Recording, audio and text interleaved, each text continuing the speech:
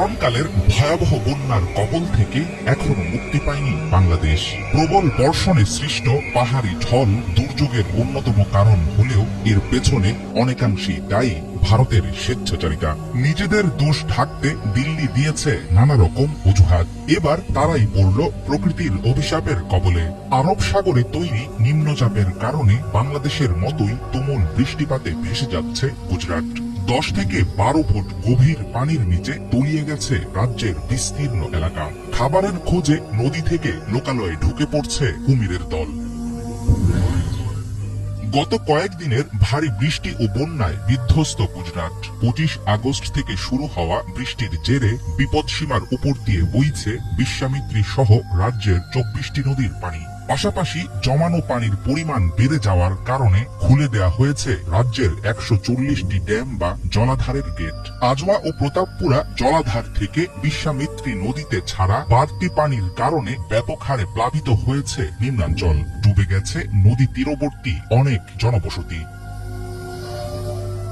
ভারতের আবহাওয়া দফতরের সূত্র জানিয়েছে, সৌরাষ্ট্র এবং কচ্ছ এলাকার উপরে অবস্থান করছে একটি গভীর নিম্নচাপ। সেটি ক্রমশ এগুচ্ছে উত্তর পশ্চিম বঙ্গোপসাগরের দিকে। গুজরাটের প্রবল বর্ষণের জন্য এই নিম্নচাপকেই দায়ী বলে মনে করছেন বিশেষজ্ঞরা। রাজ্যের জরুরি পরিস্থিতি মোকাবেলা কেন্দ্র জানিয়েছে, এবার গুজরাটে অন্য বছরের তুলনায় 105% বেশি বৃষ্টিপাত হয়েছে। স্থানীয় বাসিন্দাদের উদ্ধার ও ত্রাণ বিতরণের কাজে জাতীয় ও রাজ্য বিপর্যয় মোকাবেলা বাহিনীর পাশাপাশি যোগ দিয়েছে সেনা, বিমান ও উপকূলরক্ষী বাহিনী। গুজরাটের চলমান বন্যার মাঝেই বৃষ্টির কারণে রাতারাতি প্রায় অচল হয়ে গেছে রাজধানী দিল্লির ট্রাফিক ব্যবস্থা। 29 আগস্টের ভারী বর্ষণে পানির নিচে চলে গেছে শহরের অনেক রাস্তা। গত কয়েক মাস ধরেই বিপজ্জনক অবস্থার মধ্য দিয়ে যাচ্ছে দিল্লির আবহাওয়া। অসহ্য গরম আর ভারী বৃষ্টির ঢোল বদলের মাঝে কিছুদিন আগে ধসে পড়েছিল বিমানবন্দরের একাংশের ছাদ। ভারত জুড়ে বিপুল বৃষ্টির জেরে কিছুদিন পরপরই চরমে ওঠে পরিস্থিতি। সম্প্রতি বন্যায় ব্যাপক ক্ষয়ক্ষতির শিকার হয়েছে দেশটির বৃহত্তম রাজ্য উত্তরপ্রদেশ। 2023 সালে council of energy, environment and ওয়াটারের প্রকাশিত একটি সমীক্ষায় জানানো হয়, বন্যায় ঘরবাড়ি হারাতে পারে ভারতের বিশাল একটি অংশের মানুষ।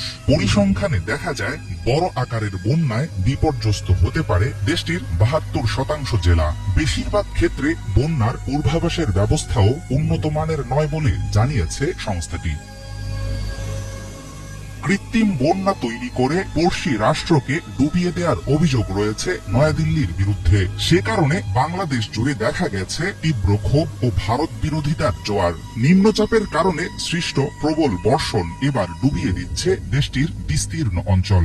একসময় হয়তো তারা সামলে নেবে বন্যার ক্ষয়ক্ষতি, কিন্তু বাংলাদেশের বন্যার পরপরই এমন দুর্যোগ যেন ভারতকে মনে করিয়ে দিচ্ছে, চক্রান্ত নয় বরং প্রাকৃতিক বিপর্যয়ে থাকতে হবে প্রতিবেশীর পাশে।